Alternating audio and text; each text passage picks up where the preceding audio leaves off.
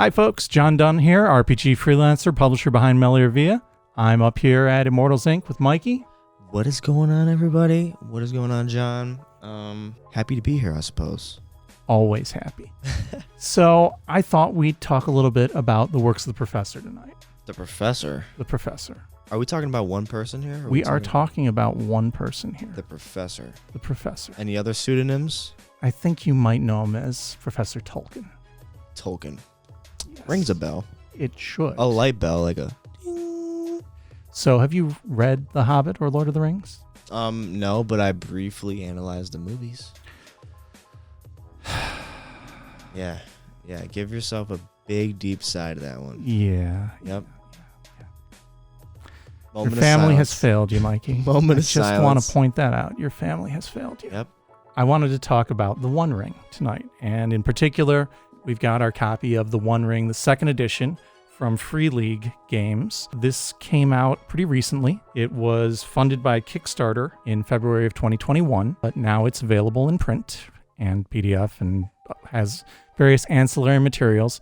This is the second edition of the game. It was originally published by Cubicle 7 in 2011.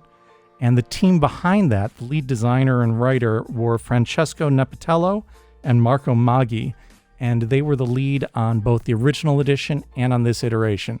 And my apologies if I'm mangling your pronunciation of your names on those. Cubicle 7 gave up their rights to the license in 2019, and then Free League was able to acquire that, and also the creative team, so that they did that Kickstarter in 21, and then were able to get the book out more recently. This is based on Tolkien's work, The Hobbit and The Lord of the Rings, and it is set during the end of the Third Age.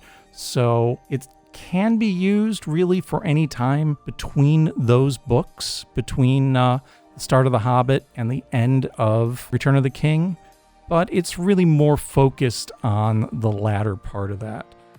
They throw in some specific dates, but things are fairly flexible in that regard. What if I watched the movies, finally? What if I watched the movies full through? Would I Wait.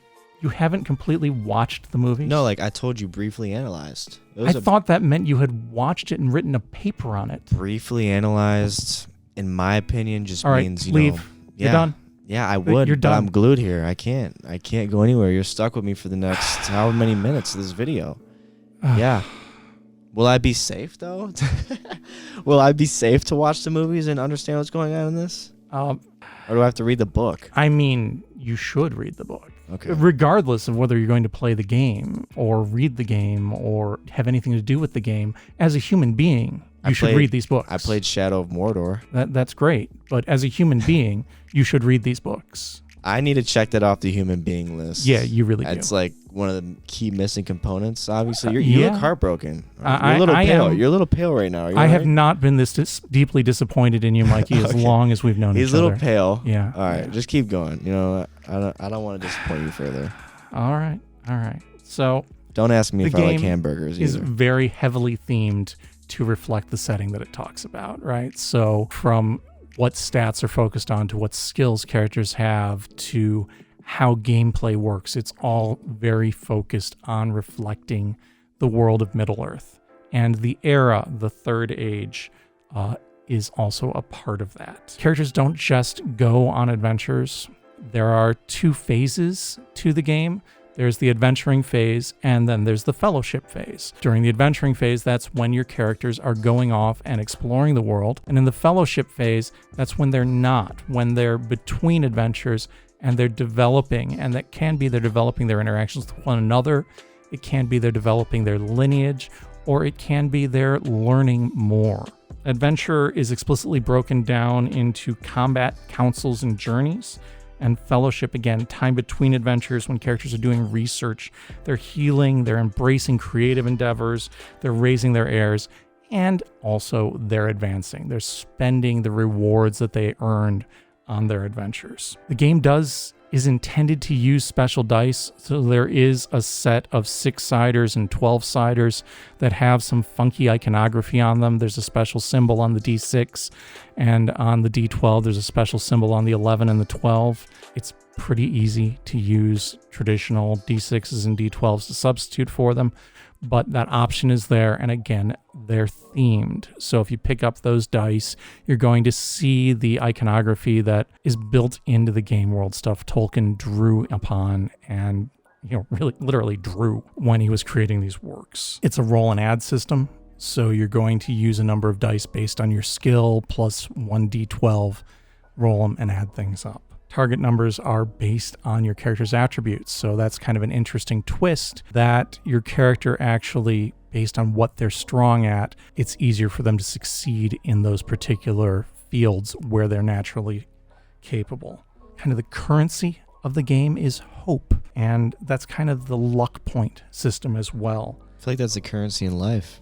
Well, it can be, The inverse of that is shadow. So you've got shadow that can corrupt you and draw you away while you're instead trying to, retain hope in the face of essentially hopelessness.